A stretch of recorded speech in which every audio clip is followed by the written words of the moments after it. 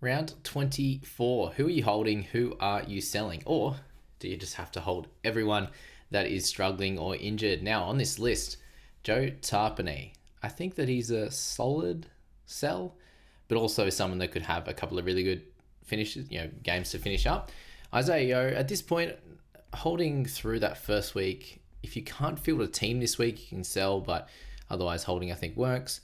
Hosking, I'll probably have him slightly more of a sell than Tapine, and that's not showing at the moment. Probably a few more own taps. Fogarty, I think that he has a couple of good games in him, so coming off the lower two games, I think it's a bit tough to sell him. Reynolds definitely. Farnworth, yes. Ezra Mam, yes. Hudson Young, don't sell. KO Weeks can do. I think he's a similar boat to Hosking, coming off a 7 as well. Harbin the concussion and a buy in round 26. So yes, if you've got a Wishart or someone to go to. Pappenhausen, a frustrating one. Hopefully he's back next week, so I probably wouldn't sell. Horsburgh, yes, you can sell. Similar boat to Hosking, slightly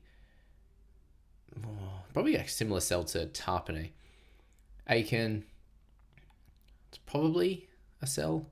A hard one though. Nikora definitely. Latufenu definitely as well. So let's go into a little bit more detail here. And Connor Watson, not too high on the list, but coming off that awfully low score. The big thing with him is that you can get the good score on the other side. That same minutes, basically, 57 versus 55, and he can get a 60 plus score. So in games against the Dogs, hopefully a little bit more back and forth, a little bit more ball in play, he should be fine. And he's not someone I think you can sell now, as frustrating as that was. And taps are very similar to what I just said at 623k. He has the 60s and 70s and 80s. So in that case, coming up against Penrith, he'll have to play bigger minutes. I'd imagine it'll be a real big clash for them, and then could potentially get some type of attacking stat against the Tigers, and maybe is rested in that last one. So at the moment, probably a hold. Nothing changes to what we said. We know he can come back and be good. We know he can have some issues with his sublux shoulder as well, so just be aware of that. And he could miss just this clash, could be back next week. And if he is, you probably want him. So if you can sell anyone else or hold, then do that. Hubner, it's a good price to sell. That's why I mentioned that there on that one. Celesi Fiketti, 472k. So minutes last week were at 23. So the last two, unfortunately, been pretty low, and even worse because Siwa Wong went down injured early. He still only played 23. So if you can still have the cash to sell him, I would 100% sell him to Wishart and these types of players that you can get to. Corey Horsburgh, just the extended version. He's had a couple of good games, is why I was hesitant there. He's got, 2 30s there, but 3 high 50s and a 69 in the 4 games either side of it. So that's where it's like, well, he could definitely do a job, and for that 3 weeks, especially against Penrith and the work he'll need to do. Now, Hosking is more around the fact that Matty Nicholson should take his spot back, and if he doesn't, it's still going to be 60 minutes from Hosking, a little bit of a decent amount of edge, 2/3 of it, and then maybe 20 in the middle at best. And in that position, it's usually going to be somewhere around this low to mid 40s, which at this price point, if you've got trades, I think you can get to a 50-point scorer on an average. Hudson Young, still one of the best scorers in the game, so hold definitely. Britton Nicker at 522, he is out, so a decent price point to move on from. You've got Hopgoods and these guys at that price point that we can have a look at from the best buys as well. Siwa Wong, I think at the moment with the concussion, you can hold, given the fact that he'll be back the following week and he will play the next 3 clashes. So Parramatta, Melbourne, and Bunnies. You hold on strong, I think, with Wong at 507. Jamal Fogarty at 665. Just too good of a scorer. Averaging 54. He's going to have some good games. Penrith will have base. Tigers, he could have a field day. So, definitely no sell there.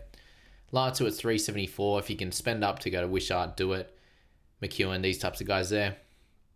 And lower, you can even go for Josh Papali and those guys there as well. Aiken, so just unfortunate for him that he's copped this bit of an injury and he's taken some rest. And then you've got, Latrell being back, which is good fun. But Aiken at 601k, misses this week, misses round 26, so can be moved on.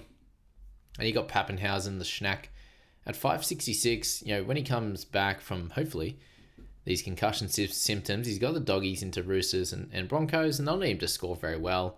And he also has a decent opportunity to have good scores. but also very high chance that he does rest as well. So holding or selling him makes sense, but just be aware of the chances of him to go under 50 plus or 60, 70, even a ton. Now, Garrick, I think at 473k. Holy moly. That's so cheap. Don't sell him. He's got Tigers, Dolphins, St. George, Warriors.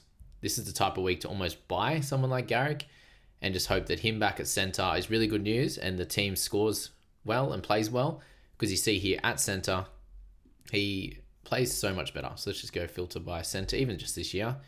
For 2025, he averages 48.9 in that position. So a great spot for him across that first 15 games. And I'm very, very glad that he's back there. And, watch Lehigh Hopewada get all the tries on that left-hand side. But when Garrick gets base, he gets run meters, then he scores well. So, guys, that's the holds and the sells for round 24. Very short and sharp. And we keep it that way with people having very limited or no trades. There's a few things to think about around that. With your trades this week, is the move you're making going to be extremely helpful? Is it going to be marginal in improvement? Does it get you 5 extra points, 10 extra points in theory, right? Or is it just kind of a sideways trade that helps this week, but then you're selling Tapine or Yo and they come back and they score pretty well next week, and the person you've traded in is like, I didn't really need that one. So there may be 1 or 2 injuries this week to very, very high-owned players, and then if you held that trade, it's helpful next week. It might also not be that way. So we don't know how it's going to play out, but that's where I'm at for holds and sells for round 24. Hope this was helpful for you guys, and we'll catch you in my next video, which will be potential trades for the week. Launched 3 last week, still got 3 to go, so that video will be interesting enough with my strategy and looping and all that kind of stuff as well. So come and tune in for that, and hopefully over the last few weeks we'll get some other people involved to see where they're at, especially those guys in that top 100. So thanks, team. We'll see you in the next one.